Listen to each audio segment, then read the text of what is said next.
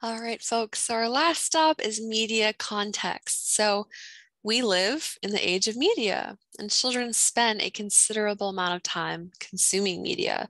So, of course, we also need to look at the media as a context when we're considering children's development. So, we'll talk specifically about print media, television, and interactive media, including video games. So, our first stop is print media. This includes books, comics, magazines, newspapers. So, children's exposure to print media is relatively small and stable throughout childhood compared to other media forms, at least nowadays. There's an apparent preference for electronic media over print media in children. But children are still frequently exposed to print media, especially books. Children's literature is a growing industry. Developmentalists approach children's literature from two directions as a means for fostering intellectual development and school readiness. So, particularly, how does children's literature promote language development and emergent literacy skills for reading and writing? So, this is one area. Secondly, developmentalists explore why certain types of literature appeal to children, like fantasy, fairy tale, adventure. What functions do these genres play in emotional development? So, this is another area of study. So, some argue that children need fairy tales to find solutions to their own inner conflicts and fears. This is one view out there.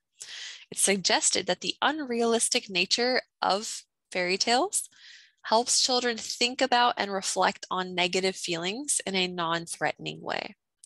So, kind of working through their big emotions in a manageable way. This is one argument out there of the role of fairy tales specifically. What about television, the big TV? Young children are exposed to TV more than any other medium. From birth until 6 years old, children watch about 1 hour of TV each day.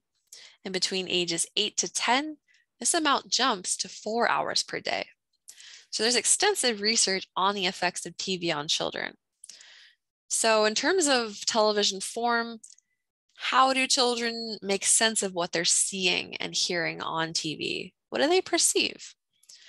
So babies and young children tend to confuse what is make-believe versus reality on a TV screen.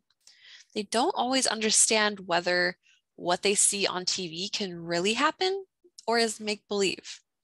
Even 4 and 5-year-olds might have this limitation. So it extends beyond babyhood or infancy, babyhood. For example, they may believe that Sesame Street is a real place, or that TV characters can see and hear the people who are watching them. So oftentimes we see these shows aimed at young children ask a question to the audience. 6-year-olds, they understand that objects they see in the TV are not actually in the TV. So this is one development we'll see. However, even by 7 years old, they still have some trouble distinguishing certain things as being real or not. For example, they might have difficulty understanding that when an actor is shot, they're not really dead in real life. This can be one limitation they have even at 7 years old. Now, what about television content? So TV exposes children to a vast range of content, anywhere from educational content like counting to social emotional content like importance of caring for others to acts of violence and aggression we can see in the TV content. So developmentalists are very interested in how TV content impacts children's behavior and their attitudes and their overall development. One very big area they look at is violence. So violent TV has received a lot of attention from researchers.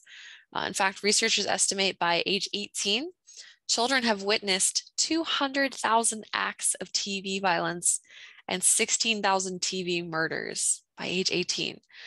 So studies show that after watching violent programming, children tend to behave more violently during a play session that occurs afterwards. However, we should consider the fact that the viewing in the study is an artificial setting, so it doesn't really match how children watch content at home. That's one consideration. Additionally, aggressive children tend to watch aggressive content, but we don't know the directionality of this relationship. does watching more violent shows cause aggressive behavior, or do already aggressive children seek to watch more aggressive shows? So we have to make sure we take findings with caution, and we don't always know the directionality of the causation of a finding like this, right? So need to make sure we're interpreting findings with critical eye.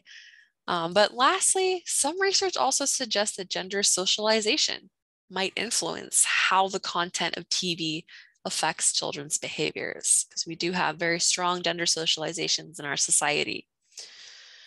Now let's talk a little bit about social stereotypes. What types of stereotypes are embedded in TV shows, particularly pertaining to gender and ethnic minorities? So for gender, men greatly outnumber women in TV roles, and their characters are often portrayed as being strong, powerful, and resourceful, and usually in control of relationships and in workplaces. This is kind of stereotypical roles we see of men. Whereas women more often portrayed as submissive, as passive, or as attractive, as their attractiveness being their redeeming trait, and more likely to be portrayed as stereotypical workplace roles like a nurse or a secretary. In terms of ethnic minorities are highly underrepresented of TV shows. So when they do appear on the screen, they're more often portrayed as things like criminals or servants, very stereotypical roles, more so than white characters.